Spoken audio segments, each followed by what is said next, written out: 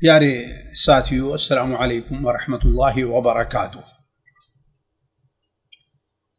آج کا جو قصہ آپ کے سامنے رکھا جا رہا ہے اس کا عنوان ہے تو پھر اللہ کہاں ہے؟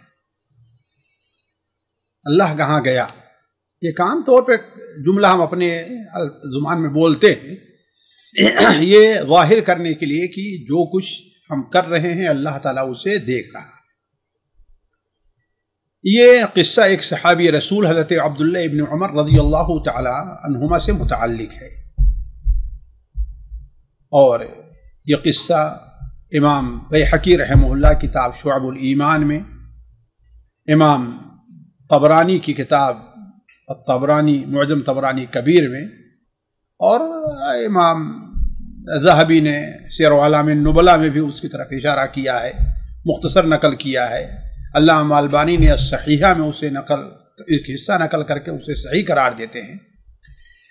حضرت عبداللہ ابن عمر کے ایک خاص شاگرد ہیں نافع مولا عبداللہ ابن عمر۔ وہ بیان کرتے ہیں کہ ایک بار ہم لوگ حضرت عبداللہ ابن عمر رضی اللہ تعالی عنہ کے ساتھ مدینہ منورہ کے اطراف میں نکلے۔ آپ یعنی حضرت عبداللہ ابن عمر کے ساتھ آپ کے کچھ ساتھی بھی تھے۔ مدینہ منورہ سے باہر نکل کر کے ایک جگہ کسی درخت کے سائے میں وہ لوگ ٹھہرے، اور جب ٹھہر گئے تو کچھ کھانے پینے کے لیے اپنا دسترخوان بچھایا۔ واللہ عالم کہیں لمبا سفر تھا یا کہ نہیں نزدیک ہی جا رہا تھا، علی کل حال یہ ہے کہ اپنا دسترخوان بچھایا اور اس پر کھانے کی چیزیں رکھے۔ اتنے میں حضرت عبداللہ ابن عمر رضی اللہ تعالی عنہما دیکھتے ہیں کہ ایک بکری کا چرواہا اپنی بکریوں کو لے کر کے ادھر سے گزرتا ہے اور اسی درخت کے نیچے دوسرے کنارے پر بیٹھ جاتا ہے۔ حضرت عبداللہ ابن عمر رضی اللہ تعالی عنہ نے اس سے کہا کہ بھائی آؤ اور ہمارے ساتھ کھانے میں شریک ہو جاؤ۔ تو چرواہے نے جواب دیا کہ میں روزے سے ہوں۔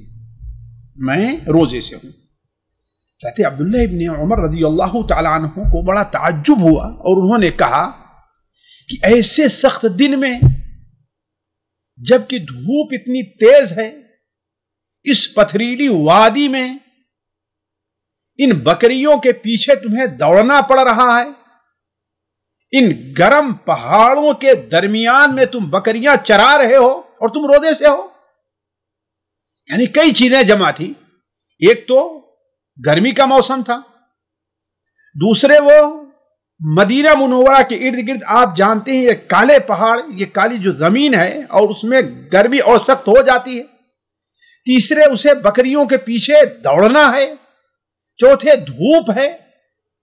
ایسے وقت میں حضرت عبداللہ ابن عمر نے کہا کہ تم روزے سے ہو؟ اس نے کہا ہاں، میں اس دن کی تیاری کر رہا ہوں، وہ مشکل دن جو آنے والا ہے جہاں لوگوں کو ان کے گزرے ہوئے جو دن ہیں ان میں جو عمل کیا ہے اس کا بدلہ ملے گا، میں اس دن کے لیے تیاری کر رہا ہوں۔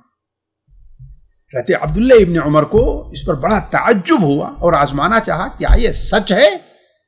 اس کے دل میں اللہ کا اتنا خوف ہے، اللہ تعالیٰ کا اتنا تقوی اس کے دل میں ہے؟ تو ادھر ادھر کی باتیں کرنے کے بعد حضرت عبداللہ ابن عمر نے کہا کہ ارے بچے، تم اس میں سے ایک بکری بیچ نہیں دو گے مجھے؟ میں اسے خریدتا ہوں، تمہیں اس کا پیسہ دے دوں، ذبح کر کے ہم بھی کھاتے ہیں، جانتے ہو مسافر ہیں، اور اس میں سے کچھ گوشت تم کو بھی دے دیتے ہیں کہ افطاری کے وقت تم اس سے افطاری کر لینا، تمہیں اس کی قیمت بھی مل جائے گی۔ تو چرواہے نے کہا کہ حضور، بکریاں میری نہیں ہیں، یہ تو میرے آقا کی ہیں، اور جب میری نہیں ہے تو میں ان کو بیچ بھی نہیں سکتا۔ حضرت ابن عمر رضی اللہ تعالی عنہما نے کہا کہ اللہ کے بندے، اپنے آقا سے کہہ دینا کہ ایک بکری کو بھیڑیا لے کے چلا گیا، آخر وہ کیا کرے گا؟ یہی تو کہے گا نا کہ چلو بکریا بھیڑیا لے گیا تو چلو کوئی بات نہیں ہے۔ یہ تو آسان سا کام ہے، تم اسے کہہ دینا کہ بکریاں بھیڑیا لے گیا۔ حضرت عبداللہ ابن عمر کا یہ کہنا تھا کہ وہ چرواہا اس جگہ سے اٹھ جاتا ہے اور یہ سمجھتا ہے شاید کہ یہ برے لوگ ہیں۔ حضرت عبداللہ ابن عمر پہچانتا نہیں تھا، وہ یہ برے لوگ ہیں، ان کے ساتھ بیٹھنا جائز نہیں ہے، اس لیے کہ ہمیں برے کام کا حکم دے رہے ہیں۔ اور اٹھا، اپنے ہاتھ کو، اپنی انگلی کو آسمان کی طرف اٹھایا اور یہ کہتے ہوئے وہاں سے رخصت ہو گیا کہ فَأَيْنَ اللَّهُ فَأَيْنَ اللَّهُ فَأَيْنَ اللَّهُ، میرا مالک تو یہاں پر نہیں ہے، لیکن اللہ کہاں ہے؟ اللہ کہاں گیا؟ اللہ کہاں ہے؟ وہ تو دیکھ رہا ہے۔ پھر حضرت عبداللہ ابن عمر رضی اللہ تعالی عنہ پر اس کا اتنا اثر پڑا کہ گویا وہ سکتے میں آ گئے اور کہنے لگے کہ ہم تو زیادہ حقدار ہیں کہ کہیں کہ اللہ کہاں ہے، ہم تو زیادہ حقدار ہیں کہے کہ اللہ کہاں ہے۔ اور کافر دیر تک یہ دہراتے رہے، قال الراعی فأین اللہ، قال الراعی فأین اللہ، قال الراعی فأین اللہ۔ چرواہے نے کہا کہ تو اللہ کہاں گیا، چرواہے نے کہا تو اللہ کہاں ہے، چرواہے نے کہا کہ اللہ کہاں ہے، اور وہ چلا گیا۔ حضرت عبداللہ ابن عمر رضی اللہ تعالیٰ عنہ کافی دیر تک یہ دہراتے رہے۔ اس کے بعد وہ جیسے ہی مدینہ واپس آئے ہیں، مدینہ منورہ جیسے ہی واپس آئے، فوراً اس چرواہے کے آقا کو بلایا کہ اس کا آقا کون ہے، بلایا اسے، اور اس سے وہ بکریاں خرید لی، بکریوں کے ساتھ اس چرواہے کو بھی خرید لیا، اس چرواہے کو آزاد کر کے وہ ساری بکریاں اسے ہبہ کر دی۔ یہ ساتھیوں ایک قصہ ہے، لیکن حالات کے لحاظ سے اگر ہم غور کریں تو ہمارے لیے بہت سے دروس اور بہت سے سبق اپنے دامن میں چھپائے ہوئے۔ سب سے پہلی بات تو یہ ہے کہ حضرت عبداللہ ابن عمر رضی اللہ کون ہے، آپ لوگ ان کو جانتے ہیں۔ یہی کیا کم ہے کہ حضرت عمر بن خطاب رضی اللہ تعالی عنہ کے صاحبزادے ہیں۔ اس قصے سے معلوم ہوا کہ حضرت عبداللہ ابن عمر رضی اللہ تعالی عنہ کا کرم کس قدر بڑا ہوا تھا، ان کی سخاوت کس قدر عام تھی، اور بلکہ یہی ایک ان کا موقع نہیں ہے، بلکہ ایک مستقل درس چاہیے حضرت عبداللہ ابن عمر کی سخاوت کے اوپر۔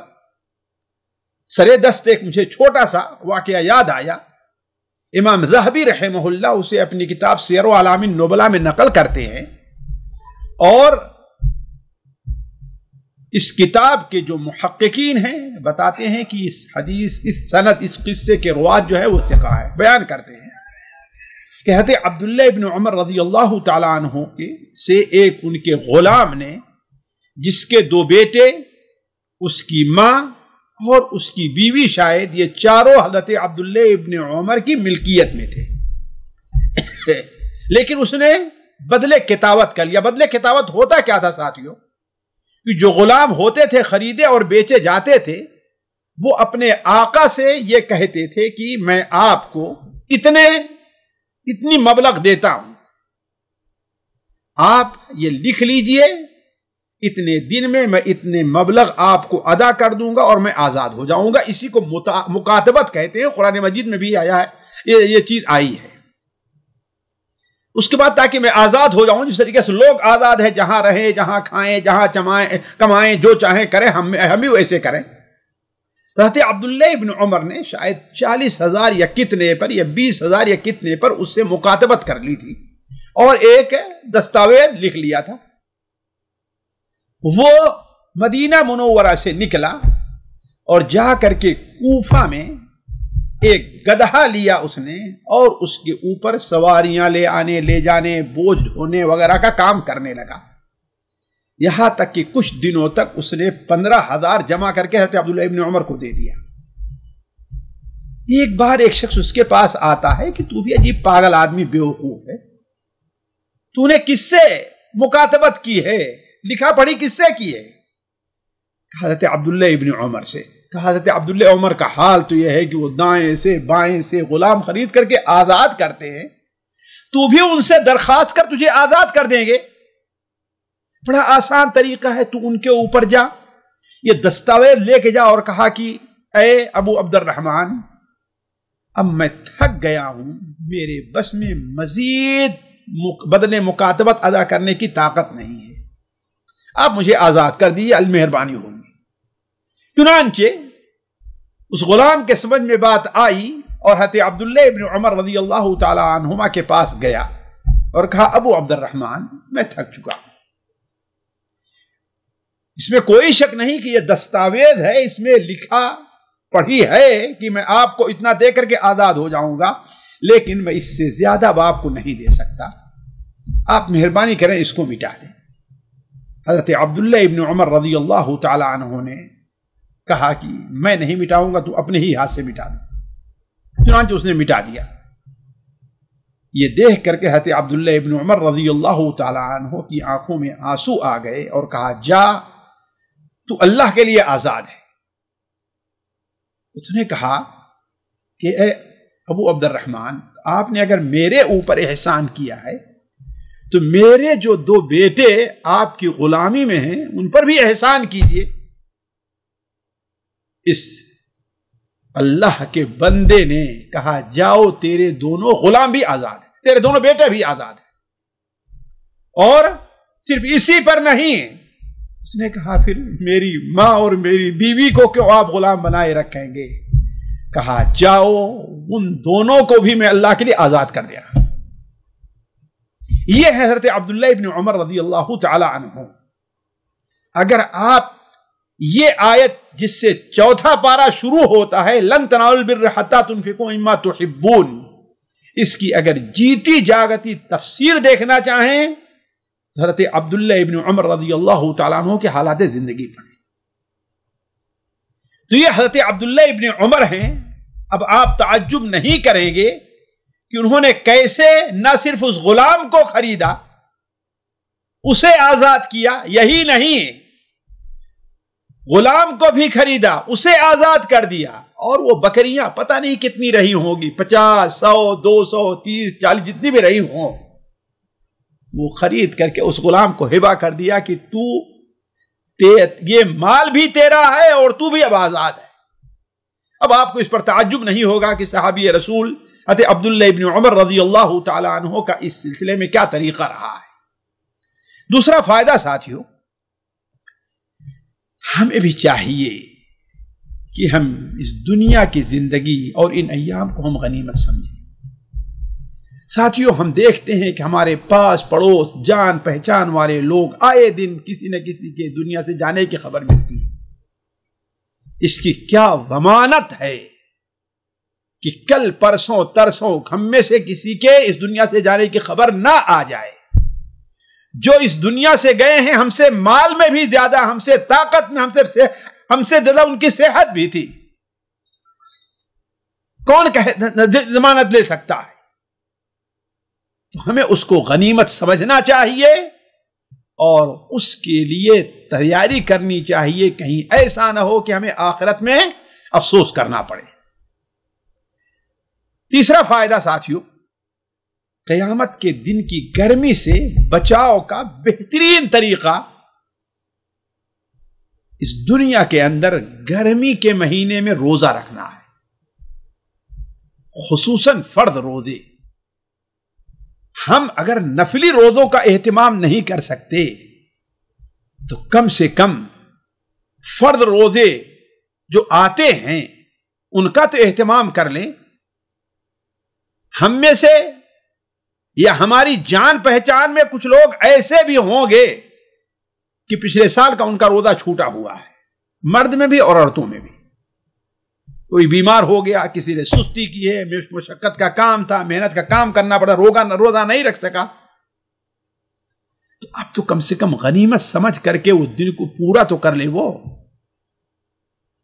اس لیے کہ پتہ نہیں آنے والا رمضان اسے ملنے والا ہے کہ ملنے والا نہیں ہے. چوتھا فائدہ ساتھیوں، اس زمانے میں آج کل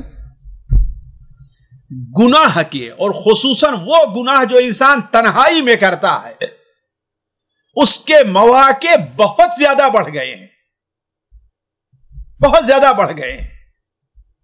انسان اپنے ساتھیوں کے ساتھ ایک ہی کمرے میں ہے، بلکہ ایک ہی بیڈ پر کیوں نہیں ہے، وہ گناہ کرے اور اس کا ساتھی اسے نہیں دیکھ سکتا ہے، چادر کے نیچے اپنے موبائل کے اندر پتہ نہیں کیا کیا دیکھ رہا ہے۔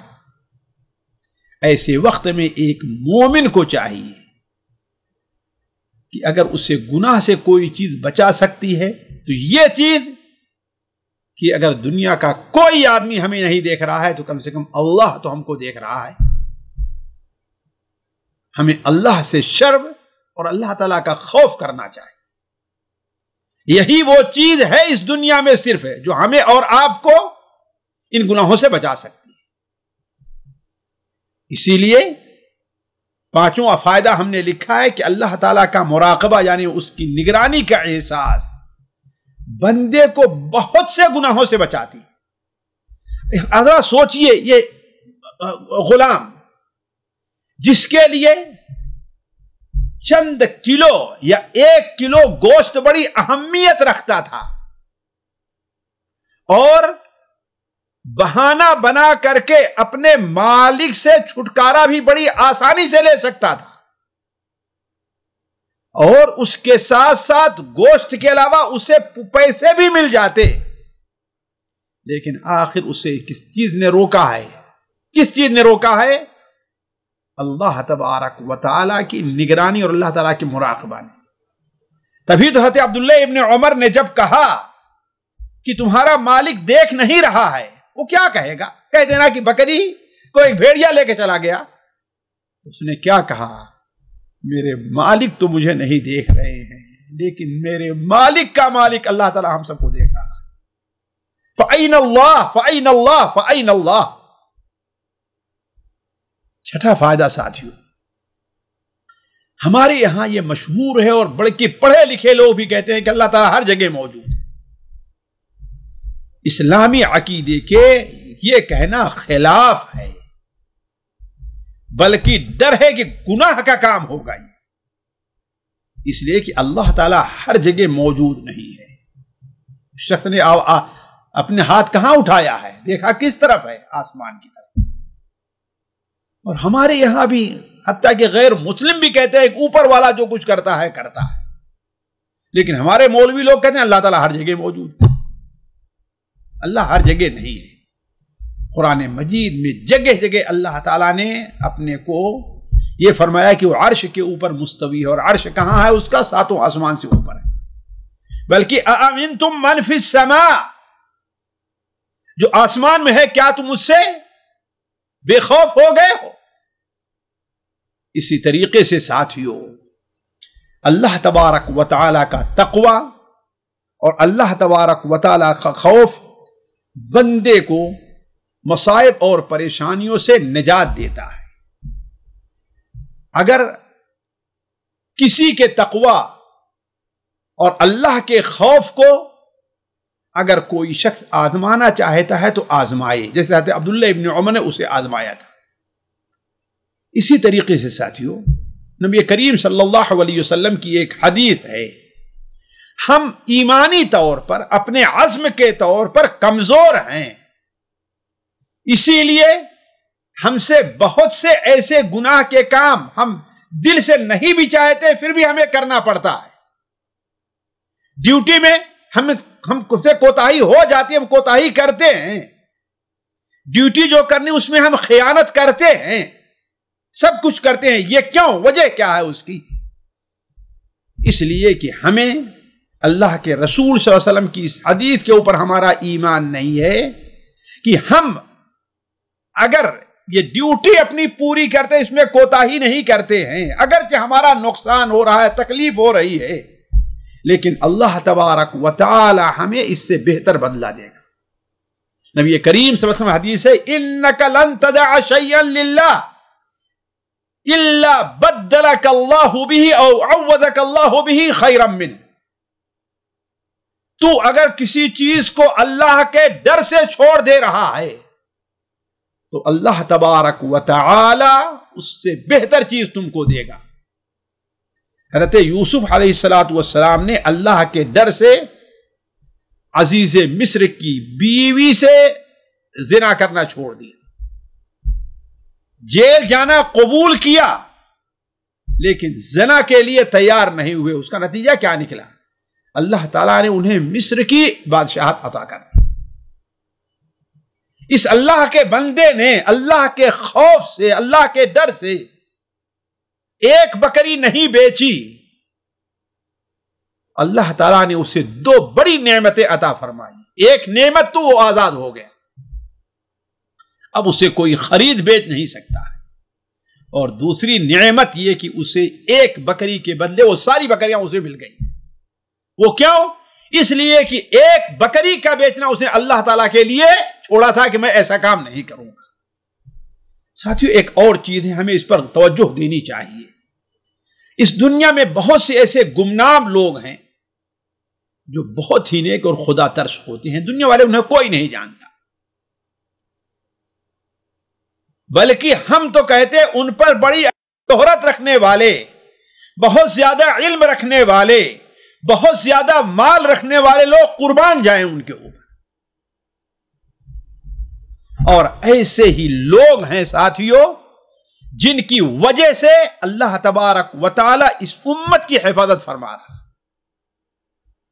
ابو داؤد میں روایت ہے کہ انما تنصرون بضعفائکم، تمہاری مدد کیسے کی جاتی ہے؟ تمہارے کمزوروں سے۔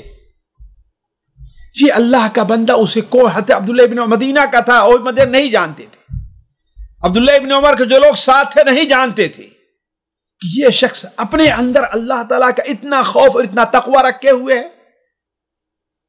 شاید ایسے ہی لوگوں سے متعلق نبی صلی اللہ علیہ وسلم کا ارشاد ہے، ان اللہ یحب العبد التقی الغنی الخفی، ان اللہ یحب العبد التقی الغنی الخفی۔ اللہ تبارک و تعالی اپنے اس بندے کو سے محبت کرتا ہے۔ کیا بڑی شان ہے ساتھیوں کہ اللہ کی محبت ہے۔